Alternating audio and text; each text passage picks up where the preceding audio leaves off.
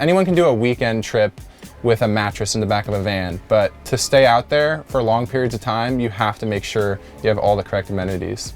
This one took me 1,800 hours and about 8 months to do, like every day, 7 days a week. I kind of had no life. For this build, I wanted to be very intentional with the materials that I chose, so everything is as high quality as I could find. I used this wall as an opportunity to add a really cool feature. There are 3 hidden bump outs that you push to open. If you haven't already noticed my love for walnut, I went with tons of walnut on the floors, ceiling, cabinets. This is a lot of space for a van. I know you're probably wondering where you can sleep in this van, and yes, you can convert this area to be a bed with the backrests, but the main sleeping area is actually a... Hey, I'm Lucas, and this is my van, the Odyssey.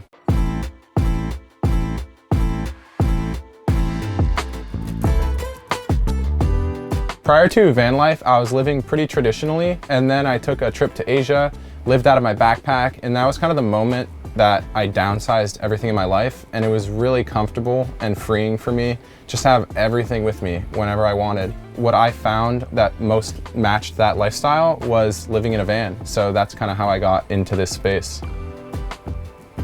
I specifically chose vans over something bigger like a bus or like a stationary tiny home, just because of the freedom and flexibility that that gives you. My intention wasn't entirely to build vans for a living. It was actually to kind of go be a hippie and live on the road. But that never quite happened because of how much passion I have for building. And each build has just gotten more and more like above what I thought I can do. And that's kind of the fun of it. I get lost in each project. This one took me 1,800 hours and about 8 months to do, like every day, 7 days a week. I kind of had no life, but to me, that's exactly what I was craving at the time.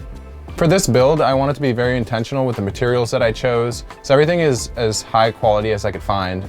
Overall, this was a very challenging build, as most are, but the most challenging part was definitely the floor. I wanted to do a chevron design and I couldn't quite find what I was looking for, so I actually handmade every single piece, planed them, joined them, put tongue and groove, and then glued that into the floor, and that was just a nightmare, but definitely paid off in the end. Another special aspect of this build, at least to me, is the fact that I built it alongside my girlfriend Abby.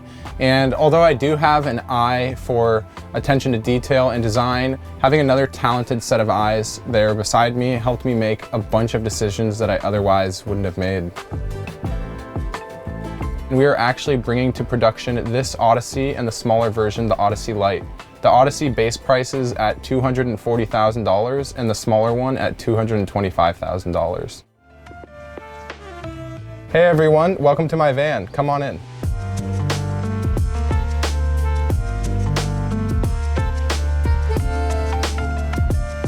So I'm gonna start you guys in the front of the van, and what I'm most known for are these corner showers that are pass-through. So from the front of the van, you can get all the way to the rear and vice versa. It is a pretty big 36-inch by 36-inch prism shower. So it's like basically meant for a home. The toilet that I have in here is the Laveo dry flush toilet. It is free floating, so I can actually pick it up and move it between the driver and the passenger seat to have that shower to myself fully while I'm showering. The tile on the wall is Italian tile, and the shower head I use is the Moen rain head, and I chose this one specifically because it releases 1.5 gallons per minute, which is about half what a normal residential shower head releases. The shower door that I use is the Nautilus shower door, and I have one on each opening of this shower. Just next to the shower is the garage area, and I use this wall as an opportunity to add a really cool feature. There are 3 hidden bump outs that you push to open, and initially I had these made to store wine and champagne, but I ended up just storing cleaning supplies and stuff to maintain the floor. But basically you can put anything you want in there. It's a really cool hidden feature. On the other side of the shower, we have the closet. On the right side, I can hang all of my clothes. I think about up to 30 shirts in there. And on the left side, it's pretty cool. It's coffee making on the bottom, plates and bowls in the middle, and then cups and wine glasses on the top. Another hidden element to this closet is actually called Smart Tint. So on this tempered glass is a piece of film, and when you spin the dial, it actually tints the glass. I did this because it was just a fun and exciting way to push my boundaries. Just below that, I have 5 drawers, and these are all fully custom drawers. So I actually rounded the ends of these brass, took a router, glued up 4 pieces of walnut. And what's cool about these drawers is since the finger pull is so small, I couldn't use a conventional latch because you just wouldn't have the strength to do it. So I mag locked each drawer so that when the magnet is turned off, it freely opens with ease. Next, we're going to be moving into the kitchen.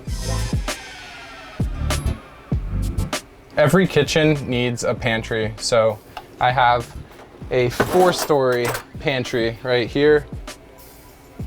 Beyond that, I have 3 drawers. These are really big and deep, mostly for pots and pans and stuff that you're going to be using for cooking. I have a Dometic 140-liter fridge and freezer, and this is a lot of space for a van. Normally these are about 110 liters, but I got an extra 30 out of this one. On the counter here, I have a dual burning Impava induction stove. This runs off of the inverter and pulls 1800 watts if both burners are on max, which isn't that common. For additional storage above there, I have 2 upper cabinets, and this is just for, I don't know, bagels and bread. Here I have some controls. This is for the bed lift on the top, the max air fan on the bottom, and in the middle is the Rixon's hydronic heating system. So the whole heating in the van is run off of this, which is coolant based. So I have lines running through the floor, which gives you radiant floor heat. I also have instant hot water and hot air. Alongside that, I can also preheat the engine and trap engine heat while I'm driving on my way to a campsite. On the other side, I have the sink, and then I also have a 3-stage filtered water as well. It's important in a van to have a big enough sink, and I would say the minimum is probably going to be 15 by 15 inches, which is about what this one is. Here I have a Victron touchscreen that just shows me all of my battery monitoring, and then all of the main controls for lighting, charging, and outlets right above the sink here. Also above the sink is a KitchenAid air fryer oven. This thing does everything from toasting, air frying, bake, and broil. Pretty cool thing to have in a van. Below the sink, I have a trash can and then some storage on the bottom for cleaning supplies. And that's pretty much it for the kitchen. So now let's head into the living space.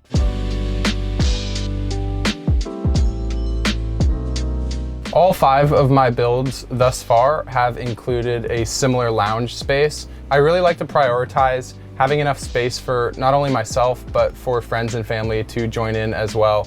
So tons of seating here. I always have it in the back so you can open up the rear doors and back open to a nice view.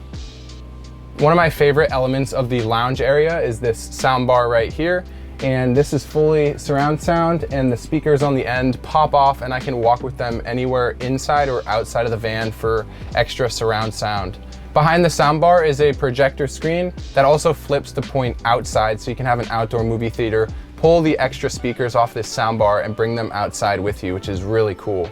For the air conditioner, I went with the 12-volt cruising comfort, and the controls for that are conveniently right in the back, so that when you're sleeping, you can turn that on and off with ease. I have these 2 extra little pockets. They're kind of like a nightstand in a van, if you want to call it that. Just a place for your keys and your phone at night.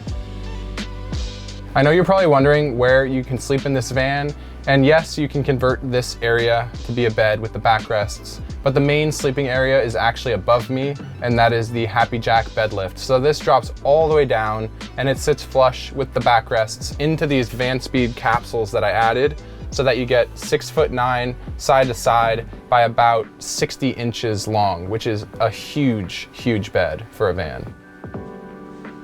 Below me here is the mount for the Lagoon table. So the table is actually back on this rear door right now stored, but I can lift that up, place it here, and kind of swivel it around the back area to just give me a lot of opportunity to sit all over these chairs.